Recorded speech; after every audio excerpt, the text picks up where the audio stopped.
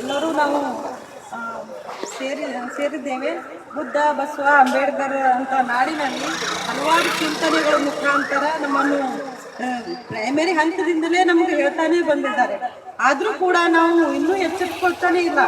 ಕೇವಲ ಜಾತಿಯನ್ನು ಇಟ್ಟುಕೊಂಡು ಒಂದು ಮೇಲ್ವರ್ಗದ ಹುಡುಗಿಯ ಜೊತೆ ಈ ರೀತಿ ಅನ್ಯಾಯ ಆಗ್ತದೆ ಅನ್ನೋದು ಬಹಳ ದುರಂತ ಕೆಲಸ. ಈಗ ನಾವು ಕೂಡ ಒಂದು ಜಾತಿಯಿಂದ ಇನ್ನೊಂದು ಜಾತಿ ಒಳಗೆ ಮದ್ವೆ ಮಾಡ್ಕೋತೀವಿ. ನಾನಷ್ಟೇ ಅಲ್ಲ, ಅನೇಕರು ಇಲ್ಲಿ ಮದುವೆ ಮಾಡ್ಕೊಂಡಿದ್ದಾರೆ. ಅವ್ರಿಗೆ ರಕ್ಷಣೆ ಕೊಡೋರು ಯಾರು? ಈಗ ನನಗೆ ರಕ್ಷಣೆ ಇಲ್ಲ. ಇನ್ನು ಅವ್ರು ನಾವು ಮೊನ್ನೆ 8 ತಿಂಗಳಾಯ್ತು ಮದುವೆ ಆಗಿ, ಆದ್ರೂ ನಮಗೂ ರಕ್ಷಣೆ ಅದೋ ಇಲ್ಲೋ ಗೊತ್ತಿಲ್ಲ. ಆದ್ರೂ ಒಂದು ಧೈರ್ಯದಿಂದ ನಾವು ಮದ್ವೆ ಮಾಡ್ಕೊಂಡಿವಿ. ಮುಂದೆ ನಾವು ಇಂಥ ಫೇಸ್ ಮಾಡ್ಬೇಕಾದ್ರೆ ನಮ್ಗೆ ಕಾನೂನು ನಮ್ಮ ಜೊತೆಗೆ ಇರಬೇಕು.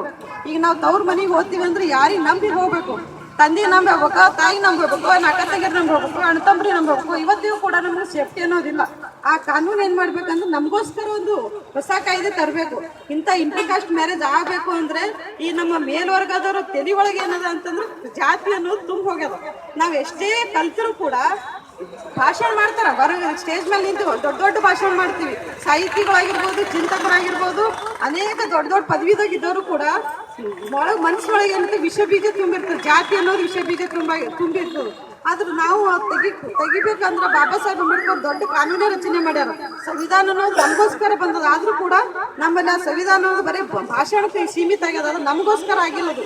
ಆ ನಮಗೋಸ್ಕರ ಆಗ್ಬೇಕಾದ್ರೆ ಮೊದಲು ಏನ್ ಮಾಡ್ಬೇಕಂದ್ರೆ ಪ್ರೈಮರಿ ಹಂತದಿಂದಲೇ ಈ ನಮ್ಮ ತಂದೆ ತಾಯಿಗ ಆ ಹಳ್ಳಿಗೆ ಹೋಗಿ ಸಂದೇಶ ಕೊಡ್ಬೇಕು. ಫಸ್ಟ್ ಹಳ್ಳಿ ಒಳಗೆ ಜಾತಿ ಹೆಚ್ಚಾಗಿರುವಂಥದ್ದು, ಸಿಟಿ ಒಳಗಿಲ್ಲ.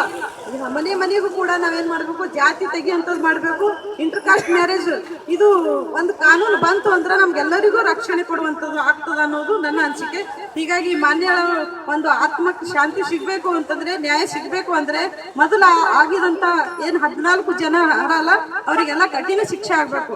ನನಗೂ ಅನಿಸ್ತಿತ್ತು ಯಾವಾಗ್ಲೂ ಏನೋ ನಮ್ಗೆ ರಕ್ಷಣೆ ಆಗಿಲ್ಲ ಅಂತವ್ರಿಗೆ ಕತ್ತಿ ಮೇಲೆ ಕೂಡ ಮೆರವಣಿಗೆ ತಗಿಸಿ ಕುತ್ತಿಗೆ ಕೊಯ್ಬೇಕನ್ನೋದು ಅನಿಸ್ತಿತ್ತು ನನಗೂ. ಆದ್ರೆ ಇಂಥ ಕೆಟ್ಟ ದುರ್ಲಾಭ ಆಗ್ಯದಂದ್ರೆ ಯಾವಾಗ ಕತ್ತಿ ಎಲ್ಲ ಅವ್ರು ನಾವೇ ಹೋಗಿ ಸೀಳ್ಬೇಕನ್ನೋ ಅಷ್ಟು ಸೀಟ್ ಬರ್ತದೆ ನಮ್ಗೆ. ಅದಕ್ಕೆ ಈ ಸೀಟ್ ಬರ್ಬೇಕು, ಈ ಸೀಟ್ ಜಾರಿಗೆ ಆಗ್ಬೇಕು ಅಂದ್ರೆ ನಮ್ಮ ಸರ್ಕಾರ, ಜಿಲ್ಲಾಧ್ಯಕ್ಷರು, ಮುಖ್ಯಮಂತ್ರಿಗಳು, ಏನು ದೇಶದ ಪ್ರಧಾನಮಂತ್ರಿ ಯಾರಲ್ಲ ಅವರು ಕೂಡ ಈ ಸಂದೇಶ ಅಲ್ಲಿ ತನಕ ಮುಟ್ಟಬೇಕು. ಮಹಿಳೆಯರಿಗೆ ರಕ್ಷಣೆ ಸಿಗಬೇಕಂದ್ರೆ ಈ ಕಾನೂನು ಜಾರಿಗೆ ಬರಬೇಕು ಅನ್ನೋದು ನನ್ನ ಅನಿಸಿಕೆ.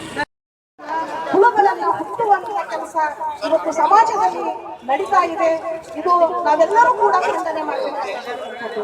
ಯಾಕಂದ್ರೆ ಇವತ್ತು ಕೇವಲ ಹುಬ್ಬಳ್ಳಿಯಲ್ಲಿ ಮಾಲ್ಮೇಳ ಮೇಲೆ ಅಷ್ಟೇ ಘಟನೆ ಆಗಿಲ್ಲ.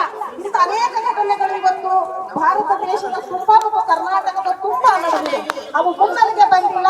ಆದರೆ ತಲೆಮರೆಗಳಿಂದ ಅಸಂಖ್ಯಾತ ಘಟನೆಗಳು. ಸಣ್ಣ ಹುಡುಗಿಯನ್ನ ಮನೆಗೆ ಕರೆಸಿ ಜಾತಿಯ ಹೆಸರಿನಲ್ಲಿ ರಕ್ತ ಸಂಬಂಧ ಇದೆ ಅನ್ನುವಂತ ಕಾರಣಕ್ಕೆ ನಾವೆಲ್ಲ ಮಾಡಬಹುದು ಅಂತ ಅವರೆಲ್ಲ ತಿಳ್ಕೊಂಡಿದ್ದಾರೆ. ಅದಕ್ಕಾಗಿ ಇವತ್ತು ಸಂವಿಧಾನ ಇದೆ, ಕಾನೂನು ಇದೆ. ಇವೆಲ್ಲವುಗಳನ್ನ ನಾವು ಬಳಸಿಕೊಂಡು ಅವರಿಗೆ ಉಗ್ರವಾಗಿರ್ತಕ್ಕಂಥ ಕಠಿಣ ಶಿಕ್ಷೆ ಆಗಬೇಕು. ಮುಂದೆ ಈ ಶಿಕ್ಷೆ ಇನ್ನೊಬ್ಬರು ಮಾಡ್ಲಿಕ್ಕೆ ಹೆದರ್ಬೇಕು. ಆ ರೀತಿಯಾಗಿರ್ತಕ್ಕಂಥ ಶಿಕ್ಷೆ ಆದ್ರೆ ಮಾತ್ರ ಇವತ್ತು ಜಾತಿ ವ್ಯವಸ್ಥೆ ಹೋಗ್ತದೆ. ಇವತ್ತು ಜಾತಿ ದೌರ್ಜನ್ಯಗಳ ಸ್ವರೂಪ ಬದಲಾಗಿದೆ. ಇವತ್ತು ನಮ್ಮಲ್ಲಿ ನಾವೆಲ್ಲ ಕೂತ್ಕೊಂಡು ಊಟ ಮಾಡ್ತಾ ಇದ್ದೀವಿ, ಆದ್ರೆ ಮತ್ತೆ ಜಾತಿ ಅಂತಕ್ಕಂಥದ್ದು ಇವತ್ತು ತನ್ನ ಅಟ್ಟಹಾಸವನ್ನ ಮೆರೀತಾ ಇದೆ. ಇದು ಕರ್ನಾಟಕದಲ್ಲಿ ಅಷ್ಟೇ ಅಲ್ಲ, ಭಾರತದ ತುಂಬೆಲ್ಲ ಕಂಡು ಬರ್ತಾ ಇದೆ. ಅದಕ್ಕಾಗಿ ಇಂಥದೊಂದು ಕಾರ್ಯಕ್ರಮ ಇಡೀ ಕರ್ನಾಟಕದಲ್ಲಿ ಬಹಳ ಬೃಹತ್ಕಾರವಾಗಿರ್ತಕ್ಕಂಥ ರೀತಿಯಲ್ಲಿ ಇವತ್ತು ಚಳವಳಿ ಆಗಬೇಕಾಗಿದೆ. ಆ ನಿಟ್ಟಿನಲ್ಲಿ ನಾವಿವತ್ತು ಡಿಸಿ ಆಫೀಸ್ ಮುಂದೆ ಬಂದು ನಮ್ಮೆಲ್ಲ ಪ್ರತಿಭಟನಾಕಾರರ ವತಿಯಿಂದ ನಾವು ಮನವಿ ಪತ್ರವನ್ನ ಸಲ್ಲಿಸಿದ್ದೇವೆ. ಕೂಡಲೇ ಮರ್ಯಾದೆ ಹತ್ಯೆ ನಿಷೇಧ ಕಾಯ್ದೆ ಜಾರಿ ಆಗಬೇಕು ಅಂತ ಹೇಳಿ ಈ ಮೂಲಕ ನಾನು ಮನವಿಯನ್ನ ಮಾಡಿಕೊಳ್ತೇನೆ.